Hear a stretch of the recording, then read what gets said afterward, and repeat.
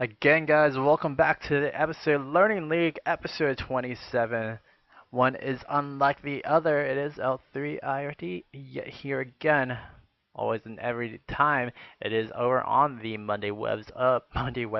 Mondays, 2 p.m. EST.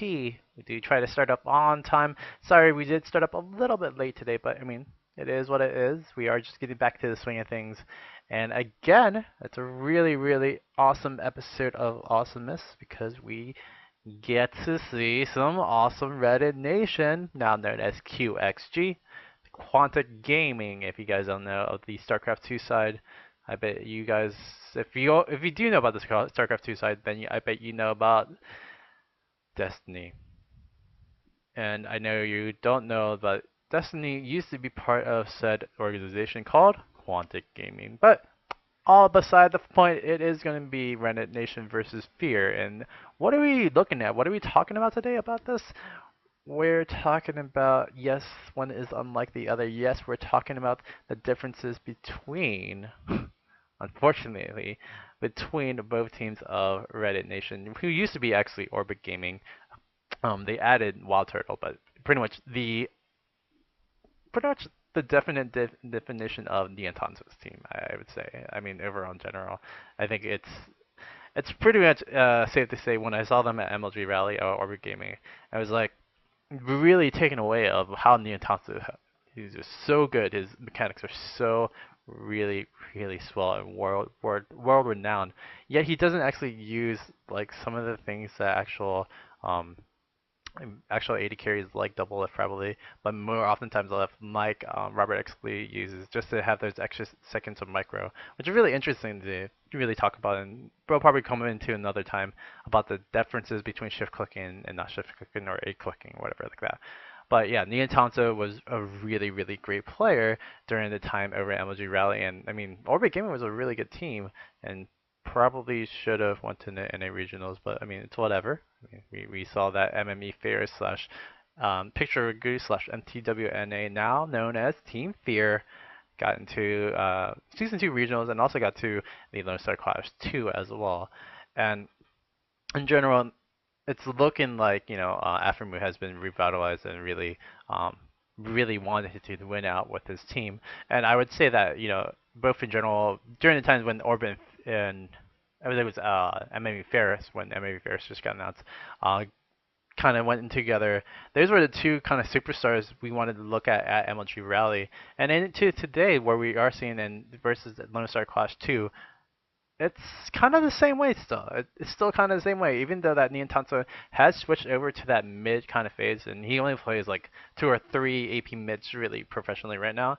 It's still that same kind of fear where you want to have that Afro Moon versus that Niantanto matchup because that's kind of the two supposed leaders of both teams. Supposed leaders of both teams. But truthfully, what are we talking about for today? What makes up in a game makes up a team in games.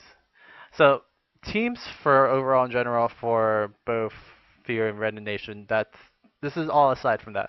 Teams in general, like in sports, like in baseball or basketball, are made up of like a group of players, right? That's what a team is. But those group of players have specific roles.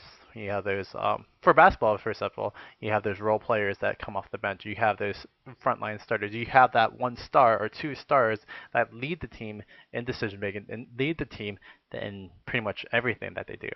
You have that also as well in League of Legends or in any kind of MOBA where you have that kind of leadership role of well, I'll refer it back to Orbit Gaming slash Reddit Nation slash Quantic Gaming. You have that leadership role with Nian Tanto calling up the shots, with Hao9 really dictating the pace per se, but it's really Nian Tanto really calling out the shots of saying, I want this to happen now. I want this here, come here, get this team ready, let's go and engage. You have Hao9 just being that supportive kind of jungler, but also really noticing during that early lane phase, like, I want this to happen for this phase, like in about 4 to 5 minutes, hopefully we can get it done, and that's kind of what happens. Yuzuki is a really good supportive kind of or supportive kind of top laner jungler, but supportive on top laner and does his kind of duty as a laner, and doesn't really talk too much. I don't know about the Wild Turtle aspect because it's a little bit different because it used to be who used to be Orbit's mid? Oh my gosh. I'm totally blanking, but you know how the mid can change. But Wild Turtle, again, coming from where he was subbing for CLG Black, where he was subbing for um, uh, Team Legion, it was pretty much just like he just did his job and he did his role, and that's kind of what I think he is right now as well for Reddit Nation slash QXG. We're seeing Reddit Nation right now, but it's QXG, the new team that they are. And Lemon Nation, there's a really good support and again supportive, but he also picks off and kind of gets into that mid game phase where he sees stuff and he'll call it out as well. Overall, in general, they rely on Niantanto and they rely on Heil to really call the plays, but Niantanto to really lead out and dictate what should be happening during the game, which is kind of what you should do. Like Niantanzo is a star player, and everybody else is a really good role player slash really good starter for the team. With Fear, on the other hand, you have I've been engaged with them a few times with MTW when they were still MTW.NA, but before they picked up Aftermoon. You have Smithy, who's a really good jungler. He gets really good ganks off and does really good stuff during that early phase. And mid game to late game phases, sometimes he does kind of lack in direction and control, and kind of shows in plays that I've seen scrims with him before, but also just in general, like what we've seen before in just games in general during the whole time that we've seen Smithy. And Smithy's always the unheralded one because he's been there pretty much the longest of the team now. Mandatory Cloud is very great solo queue kind of AP mid as well, doing so much in that mid, but doesn't really I guess, really contribute once he gets shut down a little bit, but he does still do a really good job in that mid to late game phase. Again, with Fear Zuna played a little bit with NTW.NA when they were still up. He's pretty good top laner, I would say, and I think he's a really good supportive kind of top laner. And again, most of these people who do sub in, like X Hazard and stuff like that, I mean, they only have one job to do, is to take care of their lane and then just kind of contribute to the team. They aren't supposed to be leading their team. They're not really supposed to be doing anything about that. They just kind of support and contribute. And Zuna did decent enough with that as well. And lastly, but not least, I mean, you have the Afro Muffin Cutie kind of bot lane. And I mean, even since they were over on VA, they were a really, really devastating and dangerous bot lane as well. But really focus on that early game again. The knock on Aftermoon right now is that his early game is just so demonstrative that it's so strong. Like you can literally do nothing wrong with Aftermoon's early game, but in that mid game and late game phase, like it's not clicking for him sometimes. And when it doesn't click for the team, it doesn't click. If it doesn't click for him, it doesn't really click for the team. And when it doesn't click for the team, well, what happens like that. So who is generally a shot caller on the team? Shot callers usually depend on junglers or support per se. That's what the new definition is. But truthfully, it could be anyone. Literally, I mean, again, we were talking about Orbit Gaming before. Niantasso, when he was still in the bottom lane as an AD carry, still made the calls as much as he could. Even though AD carries don't truly have too much control in that early game phase, even in that mid game phase, there's a little bit of instance where that's probably not what should be happening. But I mean, it can still happen no matter what. I think even when MME Vito, I think that's what they call it, or DNG Panda before. The 80 carry was called for them as well, which is really interesting to see when you see a shot caller kind of call for that. But I mean, it's whatever. It's cool. Usually, you do see the jungler or the support kind of calling out just because they have the more general amount of time to actually call out plays, call out just general things in that mid to late game phase, and even through that early game phase. And that's why, that's the general kind of rule. That's why we have general odd one. That's why I have a Zingy kind of calls as well. But who is generally the leader of the team? And the leader of the team can be anyone, but it's usually like the star player. Niantanzo, definitely Aphromu for Fear. We'll talk about like Absolute Legends NA. That's Robert X. Lee, really. I mean, you could say Zekin's a pretty good leader as well, but it's really Robert X. Lee. That's what they kind of go down onto her Absolute Legends TSM. It's usually Reginald, but it should be Chaos, truthfully, because Chaos is probably the best player on TSM right now, even though TSM's on a downturn a little bit. But yeah, you always have those general leaders that are probably in their faces or very silent and just play and go by their practice and play that that's how they lead. And leaders really come in and out of a generosity of very vocal or very silent. And more oftentimes than not, I mean, both kind of work together. The very vocal ones usually get a little bit more results per se. I mean, results either bad or good because they kind of, kind of go up or down. Curse with Saint Vicious per se, very vocal, does a really good job with his team when he can. But if they go down really hard, he's very vocal in that way too, and it just turns into a really really tough fest of love per se. If you want if you want to put it up a little bit lightly. Um, but yeah, I mean, there's those silent leaders like Chaos as well, like where they just practice in their play, and if they see Chaos just kind of went out that way, and then they just kind of follow out in that same situation. Having that silent leader, like referring back to the whole episode in general, it's kind of like having that solo queue mentality where you just want to use your play to really dictate where you're going with the game. And I feel like, well, that's kind of the best way to do it. But having that activity, having that bit of motion as well, really helps out. I mean, especially with the demographic we were talking about again, 16 to 25, like that's the demographic that is kind of into that adrenaline, want that action pace, want that kind of mode of awesomeness as well.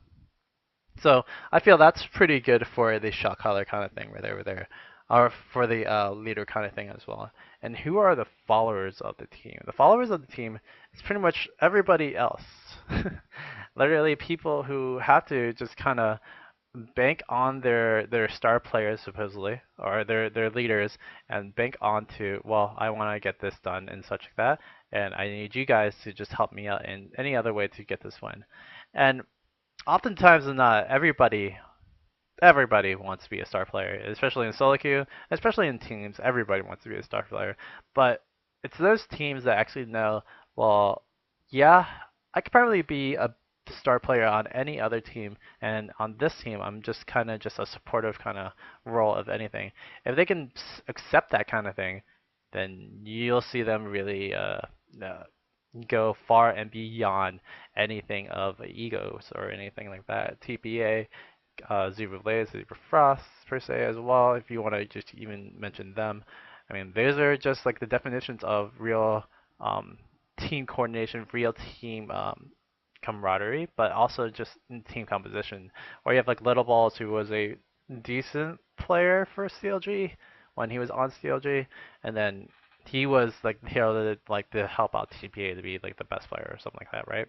Supposedly, I'm just kind of guesstimating because I mean he's the only one that was actually noted as a player professionally before any of the other TPA players like Stanley and such like that. But Stanley became and rose as the star player for TPA, while Little Balls and I think it was Baby were just kind of just spaded their time inside it out and just became this really, really great supportive kind of players. And with that kind of play style that they showed over in Season 2 World Finals, they became star players themselves, even though their role really in the general for TPA is to actually just support out and be really, really good for the team. And in general, that just makes easier wins, makes easier communication with the team and such like that.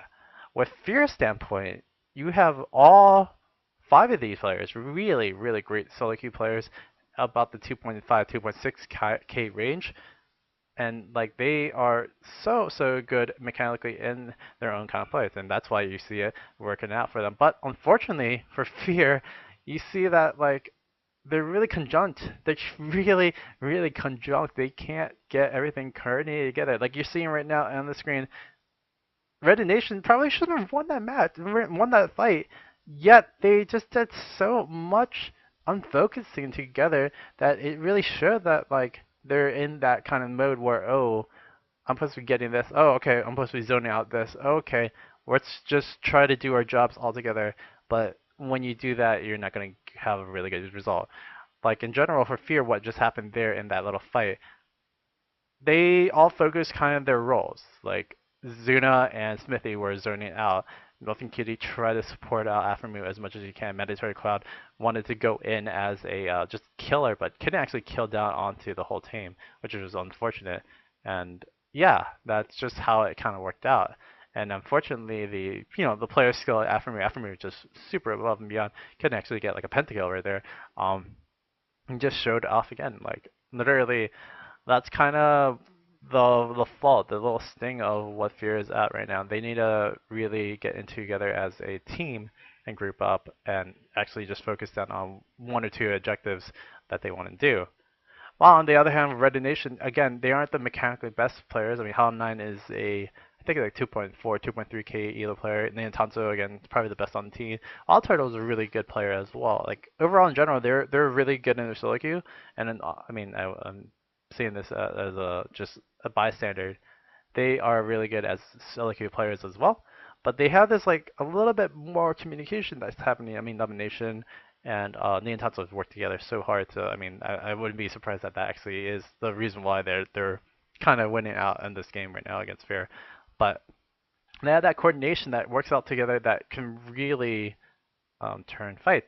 And even though they aren't mechanically the best skilled per se against Fear, I guess that's kind of just how the match was supposedly going. It's kind of showing that if you're a team and you actually have a solid foundation of, oh well, this is supposed to how it works, and all five of you agree that it works out this way, then it'll work out a lot better than what Fear can actually bring out. Unfortunately for unfortunately for Lone Star Clash 2. So, how far can mechanical skill take you? This is going to be the last question of the day, and probably the last question of the episode as well.